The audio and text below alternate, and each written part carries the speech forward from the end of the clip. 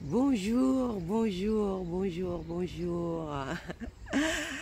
Je suis contente de te retrouver pour cette nouvelle causerie. Lit solo, lit solo. Ce nouveau lit solo. Oui, oui, en français on dit causerie, c'est au masculin, mais en lingala, il y a pas de genre. Tout est masculin, tout est féminin. Et nous, on a tendance au Congo à dire, quand on veut mettre du français dedans, dans le lit solo, on a tendance à le dire au masculin. On a tendance à dire le lit solo. Mais sinon, il n'y a pas de genre. Donc, poursuivre ce qu'on a toujours fait au Congo, je veux dire, on poursuit notre lit solo. Alors, aujourd'hui, c'est le lit solo numéro 5. Lit solo numéro 5. Et je suis toujours dans cette belle région girondine. C'est la région de bordelaise, c'est les Girondins, c'est ça. Donc, cette belle région girondine. Et aujourd'hui, on va certainement aller visiter les Saint-Émilion. Il y a Saint-Émilion par là, le château de Saint-Émilion par là. Donc on va certainement aller visiter ça et je me réjouis déjà à l'avance. Mais avant, je tenais à poursuivre notre belle causerie. J'espère que depuis à peu près 4 jours, des causeries que je te partage, tu trouves de la matière à réflexion. Et hier, par exemple, on était allé à la piscine. Bon, je ne vais pas poursuivre sur la causerie d'hier parce que je veux que ça soit le plus naturel possible. Et donc, hier, on est allé à la piscine. Et pendant qu'on était, on était sur l'herbe à se relaxer, je regardais mon téléphone et j'ai reçu un message de mon pays, du Congo, où je ne sais pas si c'est vrai ou c'est faux, soi-disant qu'il y avait un génocide qui se préparait. Donc le dirigeant du Congo a commandé des armes et du matériel militaire anti-émeute, bref, toute l'armada que les gouvernants dans les dictatures mettent en place. Alors, moi, non seulement ça m'a rendu triste, ça m'a rendu triste pour mon pays, pour le peuple de mon pays, mais en même temps, je me suis posé la question de notre responsabilité. Nous, notre responsabilité en tant que citoyens, en tant que peuple, que ça soit un pays dictatorial, que ce soit un pays où on parle de démocratie, en tant que population, que dans le monde entier, partout. Et puis de plus en plus, il y a des théories qui parlent du nouvel ordre mondial. Donc je me posais la question de nous, de notre responsabilité à nous en tant que humain, en tant que peuple, en tant que personne, dans tout ce qui se passe dans le monde.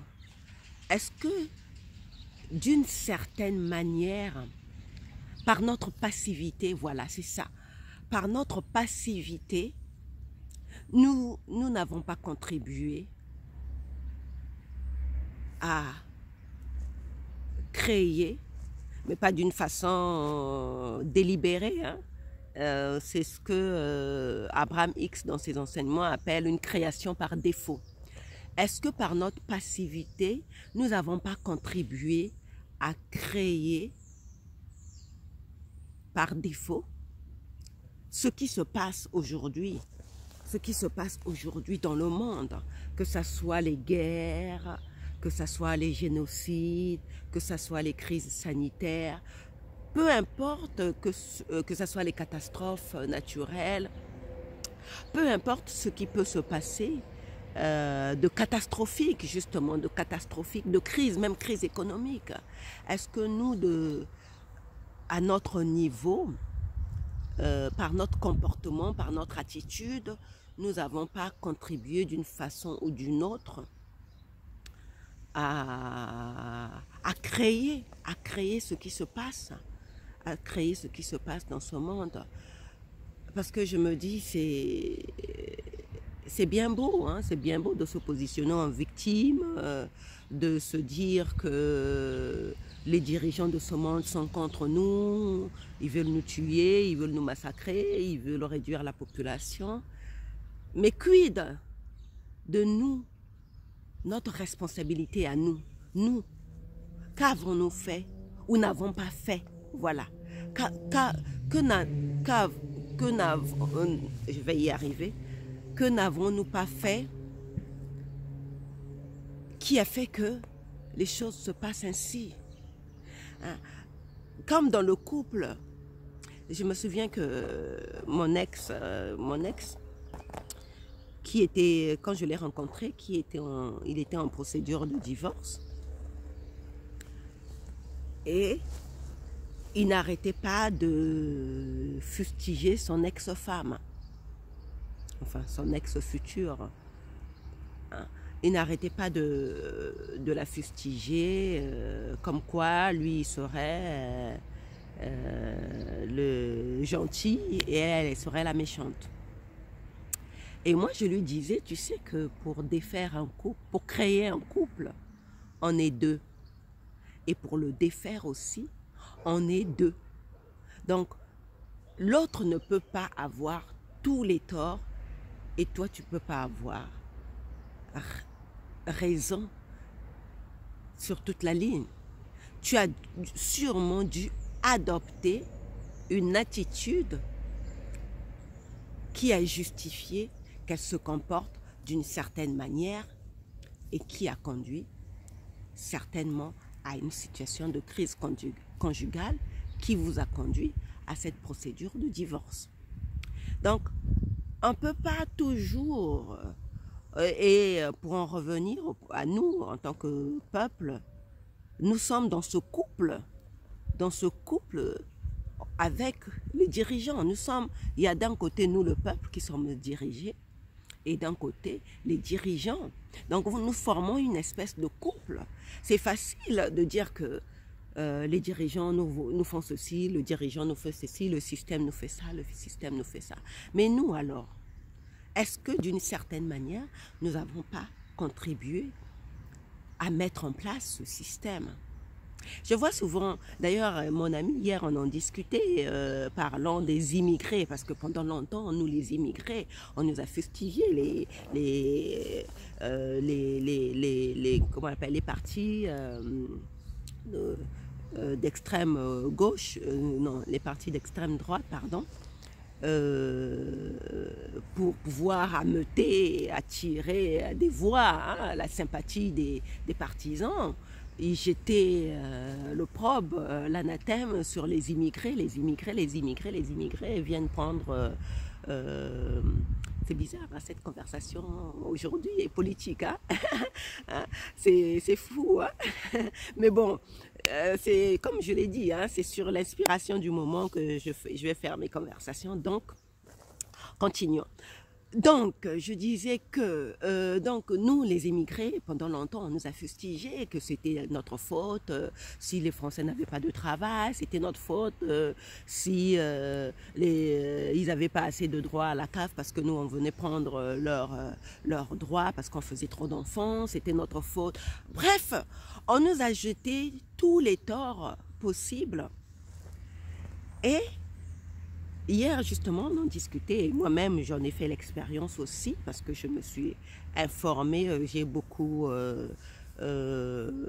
moi, je suis d'une formation juridique, hein, et j'ai fait un peu du droit social, et souvent, je me suis intéressée de près à comment est mis en place des systèmes d'aide aux populations. Mais ces systèmes d'aide, et comme dans ma discussion avec mon amie, elle a conforté ce que moi je savais déjà, Ces systèmes d'aide ne sont pas mis en place pour favoriser les immigrés. Ces systèmes d'aide sont mis en place pour les Français, c'est pas pour les immigrés. Nous, on vient de l'étranger, on vient chercher, comme ça a toujours été le cas, depuis la nuit des temps, les peuples se sont toujours déplacés pour aller chercher des meilleures conditions de vie. D'ailleurs, si les Occidentaux, c'est pour cela que moi je me refuse toujours de me positionner en victime de l'impérialisme des Blancs ou des Occidentaux, parce que d'une certaine manière, je considère que nous-mêmes, nous avons une responsabilité dans cet impérialisme et dans cette colonisation. Mais parlons de l'impérialisme, de cette migration des peuples, de ce défilement des peuples à travers le monde. Si les peuples se sont déplacés au cours des siècles sur d'autres, en s'éloignant de leur contrée pour aller vers d'autres contrées, ça a toujours été pour chercher des meilleures conditions de vie. Si tu es bien chez toi, pourquoi tu vas quitter ta belle terre natale pour aller à l'étranger? Pourquoi?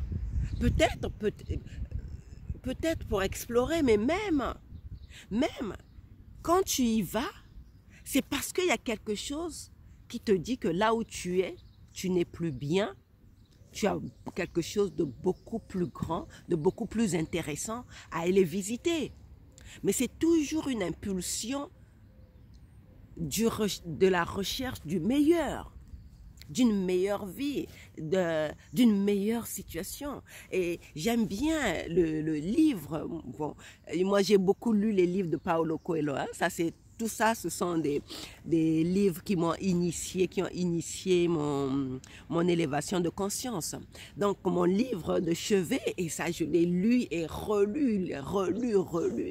Et je me souviens à une époque, quand j'étais en vacances et que mon fils était parti. Et même moi, je me souviens que j'ai passé aussi à une période où je ne travaillais pas. Je réécoutais, parce que le livre L'Alchimiste, je l'avais lu en version livre papier, mais après j'ai découvert le livre audio et je ne passais pas une semaine sans lire ce livre en boucle. Et c'est une initiation. Ce livre, L'Alchimiste, montre totalement ce que c'est qu'un être humain. Un être humain, c'est toujours aller, c'est toujours déplacer, c'est toujours bouger, a toujours bougé sur l'appel à la recherche de sa légende personnelle. Exactement, c'est ça. Et chaque peuple, que ce soit des peuples, que ce soit un individu isolé, il s'est toujours déplacé à la recherche de sa légende personnelle. Et les peuples, pareil. Les Occidentaux sont allés impérialiser les peuples. Non pas que je justifie, hein, je ne légitime pas ce qui s'est passé sur nous. Hein, toutes les cruautés, hein, ne me fait pas dire ce que je ne dis pas et ce que je ne pense absolument pas. Mais j'explique juste, je m'explique juste cette attitude par le fait que les individus, les peuples ont toujours bougé pour leur légende personnelle, pour accomplir à la recherche de leur légende personnelle. Et les peuples occidentaux, c'était ça. Mais maintenant, la façon qu'ils ont procédé pour accomplir la légende personnelle du peuple occidental est peut-être n'est pas peut-être la plus adéquate pour permettre à un autre peuple de vivre en paix, n'est peut-être pas la plus adéquate et la plus appropriée et la plus noble, voilà. Hein, cette façon d'aller rechercher sa légende personnelle n'est peut-être pas la plus noble, hein, du point de vue de l'amour du prochain, hein, comme disait le Christ, Jésus, aime ton prochain comme toi-même. Donc au niveau des peuples, on peut dire aimer d'autres peuples comme vous-même. Peut-être que cette façon qu'ont eu les Occidentaux, les Blancs, vis-à-vis pour aller accomplir leur légende personnelle vis-à-vis des autres peuples, hein, que ce soit ce qu'ils ont fait aux Amérindiens, aux Indiens d'Amérique, ce qu'ils ont fait à nous les Noirs, peut-être dans d'autres peuples. C'était pas la façon la plus noble pour accomplir leur légende personnelle, mais toujours est-il que chaque fois que les populations se sont déplacées, c'était pour chercher les meilleures conditions de vie et surtout pour accomplir leur légende personnelle. Et nous, les Noirs, quand nous venons en France, ce n'est pas pour prendre le pain des Blancs. D'ailleurs, ils ne nous le donnent pas. Il n'y a qu'à observer pour quelqu'un qui réfléchit, qui observe. Il voit bien que les Noirs en France, en ne parlant que de France, pourtant nous quittons nos pays avec des diplômes, des bacs plus 5, des diplômes universitaires. Mais quand on arrive ici, qu'est-ce qu'on nous fait faire comme boulot? Qu'est-ce qu'on nous donne comme boulot? C'est femme de ménage. Moi, j'ai fait femme de ménage quand je suis venue en France, alors que chez moi, je ne faisais pas le ménage. Hein? Qu'est-ce qu'on nous donne? On nous donne du travail femme de ménage, on nous donne du travail nounou, pour les hommes, c'est éboueur. Ce sont des emplois que les Français eux-mêmes, on va dire les autochtones, on va dire ça comme ça, ne veulent pas faire. Donc, en aucun cas, on peut jeter l'anathème sur nous pour dire qu'on venait, que nous les immigrés, nous venons prendre le pain, manger le pain des Français. Et pour en venir au système, donc au système d'aide sociale, mais ce système d'aide sociale n'a jamais été, les Français, les gouvernants, ne l'ont jamais mis en place pour aider les Noirs qui font beaucoup d'enfants. Ça n'a jamais été pour nous. Ça n'a jamais été mis en place pour nous, les Noirs, qui avons les Diallo, les Traoré, qui font beaucoup d'enfants. Ça n'a jamais été ça. Ça n'a jamais été mis en place pour nous. Ça a été mis en place pour les Français eux-mêmes. Et il se trouve que nous, on arrive, on se rend compte que le système fonctionne comme ça, bah, on en profite. Mais on n'en profite pas en étant des opportunistes, on en profite parce que c'est notre droit dans la légalité. On rentre dans le moule du système. Ce n'est pas, c'est en aucun cas voler le pain des Français. Si ce n'était que pour favoriser les immigrés, bah, le système, le gouvernement ne le mettrait pas en place. Donc, il est temps pour nous de comprendre que nous, le système comme il fonctionne, oui, donc je crois que j'ai un peu perdu le fil de ma pensée quand j'ai parlé de ce système. Oui, d'une certaine manière, donc les peuples eux-mêmes, donc ce système, voilà, ce système social, il a été mis en place, donc c'est un système d'assistanat. On est bien d'accord. C'est un système de l'État-providence. D'ailleurs, c'est ça. C'est l'État-providence. Nous avons donné, donc les peuples, nous les peuples, oui, donc je retrouve mon fil de conducteur. Donc, nous, les peuples, les populations, donc ici en France, et que ce soit dans le monde entier, nous avons donné le pouvoir aux gouvernants de mettre en place, de nous diriger, de nous contrôler. C'est nous, par notre attitude. Nous avons compté. Nous avons dit, ah, nous, on ne peut pas se gouverner tout seul. Bah, ça, c'est tout à fait... je ne dis pas, là encore, ne me fais pas dire ce que je ne dis pas. On ne peut pas se gouverner tout seul, on ne peut pas prendre nos décisions tout seul. Vous, donc, c'est ça les élections, hein, c'est ça les pays de démocratie. Hein. Vous, un groupe d'individus, décidez pour nous.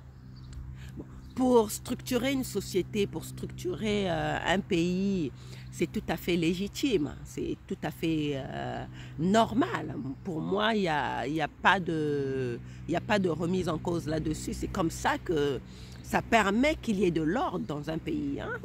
On veut éviter et absolument de vivre dans l'anarchie, hein. Mais là où je m'interroge, c'est quand nous, peuples, nous, populations, nous laissons les dirigeants décider pour nous. Est-ce que nous nous sommes interrogés, justement en parlant de ce pouvoir que nous leur donnons? Moi, je vois juste... bon, personnellement, moi, je ne vote pas en France parce que je n'ai pas la nationalité française. Mais j'ai remarqué que chaque fois qu'il y a des élections,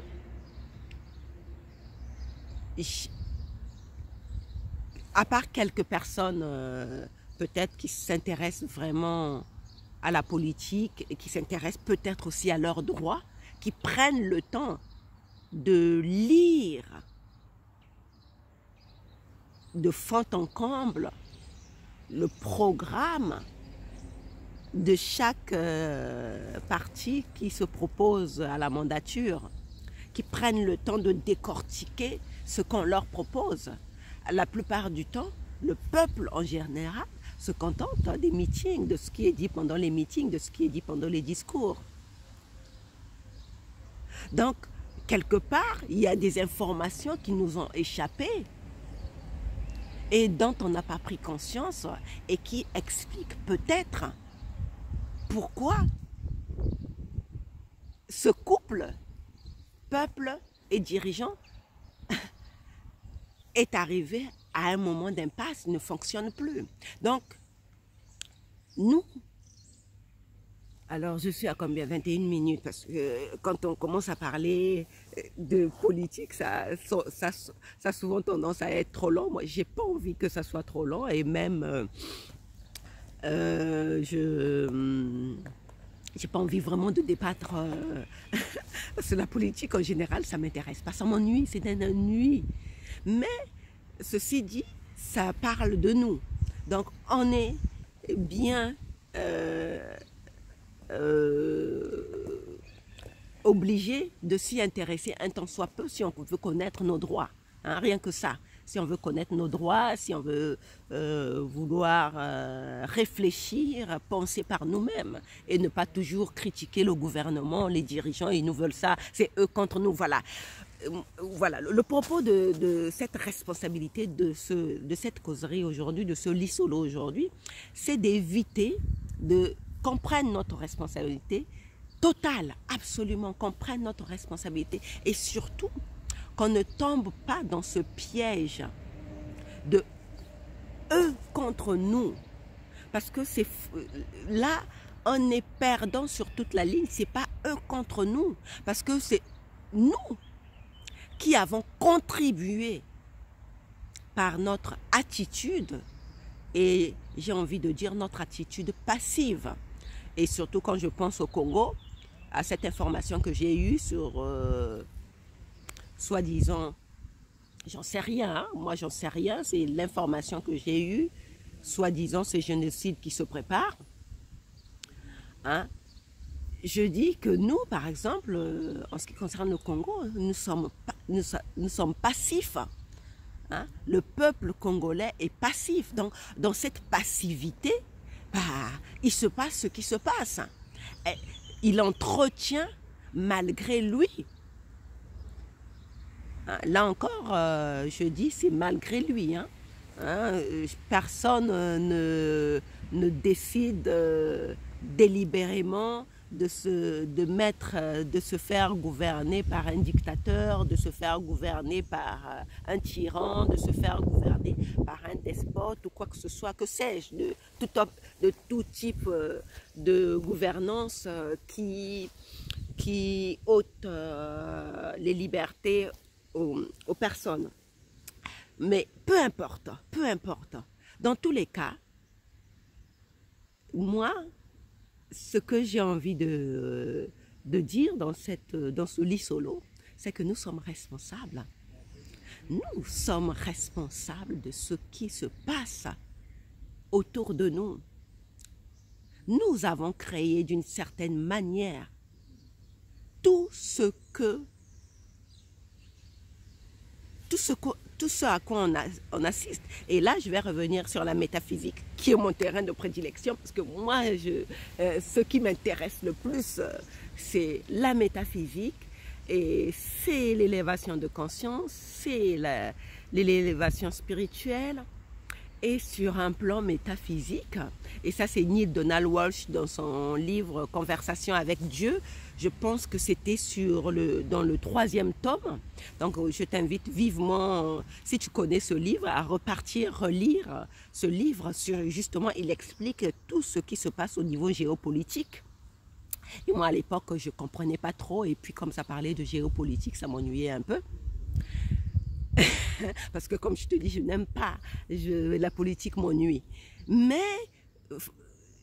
force est de constater que ce qu'il disait dans ce livre, Conversation avec Dieu, mais était pertinent, parce que je suis en train de...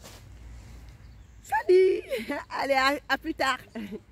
Ciao! Oui, ça c'est le mari de mon ami qui se prépare à aller travailler. Voilà, donc oui, je continue. Alors, donc je disais que dans le livre Conversation avec Dieu, Neale Donald Walsch, pour ceux qui ne le connaissent pas, lui il parle lui, c'est un enseignant spirituel. C'est un enseignant spirituel sur les lois métaphysiques aussi. Alors, donc, il avait écrit ce livre, Conversation avec Dieu. Bon, pour faire un petit résumé, parce que là, je vois que je suis à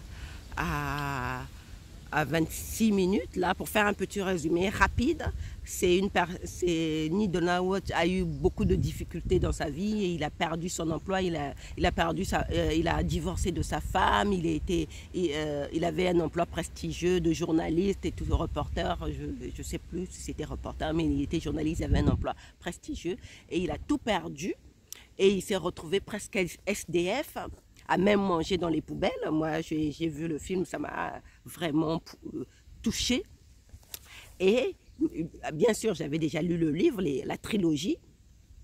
Et donc là, dans une colère monstre, il décide d'écrire une lettre à Dieu parce que de rage, vraiment, il était en rage contre Dieu. Et là, il y a une voix qui lui répond. Il y a une voix qui commence à lui parler et c'est là que commence une conversation avec Dieu. C'est pour ça que ce livre s'appelle Conversation avec Dieu et ça lui explique toutes les vérités. Qu'on y croit ou on n'y croit pas, encore une fois, comme on dit sur le chemin spirituel, il y a plusieurs voies. Hein, il n'y a pas qu'une seule voie. En fait, les chemins spirituels, c'est comme la roue du vélo. Tu vois, il y a plusieurs rayons qui viennent se concentrer sur le centre. Donc nous sommes la population, nous sommes le peuple autour. Donc nous pouvons choisir un chemin, mais chaque chemin que nous allons choisir va toujours nous ramener vers le centre. Donc ceux qui n'adhèrent pas à la voie spirituelle de Neale Donald Walsch peuvent adhérer à la voie spirituelle d'un courant miracle, moi à laquelle que je suis, ou d'autres voies spirituelles comme la voie spirituelle enseignée par maître Deepak Chopra, docteur Deepak Chopra, ou bien par d'autres enseignants spirituels. Bref, donc qu'on y adhère ou qu'on n'y adhère pas, toujours est-il que, comme on disait, tout chemin mène à Rome. Donc toute voie spirituelle mène à l'élévation spirituelle. Donc Neale Donald Walsch a eu cette conversation avec Dieu, parce que lui il dit conversation avec Dieu. Et donc, on lui a révélé toutes les vérités du monde sur tout ce qui se passe et sur le plan géopolitique. Et à l'époque, moi, ça m'ennuyait. Pour moi, ça pouvait être vrai. J'avais adhéré, parce que j'avais adhéré. Mais sur le plan concret, pragmatique, je ne le vivais pas. Je ne vivais pas ce qu'il disait. Voilà, je veux voir. Ah, je suis déjà à 29 minutes parce qu'il y avait un message Messenger là. Un petit pop-up Messenger là qui cachait le nombre de minutes, donc il fallait que je voie. Voilà, donc ça c'est comme ça qu'il en est arrivé à faire ces conversations-là. Et justement, il expliquait que nous, à un haut niveau de conscience, nous avons participé à créer ce qui se passe ici dans ce monde, chacun de nous sur le plan individuel. Donc nous avons créé par défaut, sur le plan de conscience matérielle, nous avons créé par défaut, mais à un haut niveau de conscience, quelque part nous avons voulu que ça se passe comme ça, mais qu'on n'y adhère pas, ça a le mérite d'être dit. Et ça a le mérite de porter à réflexion, comme je disais toujours, hein, chaque guerrier de lumière, tout guerrier de lumière pose des questions. Et parce qu'il pose des questions, il trouvera des réponses. Et moi, je me pose toujours des questions. Chaque jour qui passe, je me questionne. Je questionne mon intellect, je questionne même mon ego, parce que notre ego nous joue des tours. Hein. Il veut nous montrer qu'on est les plus intelligents, on est les plus forts, on est les plus doués, ceux qui portent le masque en tort, ceux qui ne portent pas en tort. Enfin, bref, il y a toujours notre ego qui vient nous mettre dans un état perpétuel de conflit. Et donc moi, à chaque fois, en ce qui me concerne, je questionne mon ego, je questionne mon intellect, je questionne Dieu, tout simplement. Je demande, éclaire-moi, montre-moi ce que je n'arrive pas à voir de moi-même. J'aime bien, comme je l'ai dit dans la conversation numéro 3, j'aime bien Jésus. Jésus, il disait, de moi-même. Donc je vais en terminer là, ma conversation d'aujourd'hui. De moi-même, je ne peux rien faire. C'est le Père en moi qui fait tout. Ça veut tout dire. Hein? Donc, de nous-mêmes, prenons notre responsabilité. De nous-mêmes, nous sommes peut-être de petits êtres, de rien du tout. De nous-mêmes, incarnés, être matériel, être spirituel, incarnés dans la matière, nous sommes rien. Nous sommes rien. Mais avec ce que Jésus appelait le Père, aujourd'hui on sait que c'est la conscience divine, hein, c'est la conscience divine qui en lui opérait de façon, chez lui ça fonctionnait, la conscience divine chez Jésus, ça fonctionnait à 100%, c'est pour cela qu'il a fait tous ces miracles, c'est pour cela qu'il a eu cette transfiguration, c'est pour cela qu'il a accompli tout ce qu'il a accompli, mais nous aussi, comme lui-même il avait dit, hein, d'ailleurs il avait dit, homme de peu de foi, ne savez-vous pas que ce que je fais, vous pouvez le faire et même bien plus encore. C'est parce que nous devons prendre notre responsabilité de fils de Dieu et commencer le travail. C'est exactement ça, commencer le travail, mais en prenant nos responsabilités. Nous voulons être responsables et arrêter d'être des petits êtres impuissants, apeurés devant tout ce qui nous est fait. Donc voilà, en tout cas, je te remercie de ta fidélité à ces conversations, à ces lits solos. Et je souhaite que la prochaine conversation, que je le fasse à la mer, parce qu'on va aller à la mer. Mais non, ça sera vendredi certainement, cette conversation, je le ferai sur une plage. Je serai certainement en train de la faire sur une plage. Mais demain, je crois que je le ferai encore ici dans le jardin, parce que souvent je le fais le matin, donc je le ferai encore dans le jardin. Mais vendredi certainement, ce sera sur une plage que je serai en train de faire cette conversation. Allez, bisous, je ne vais pas rester plus longtemps. Ciao, ciao. Merci, merci.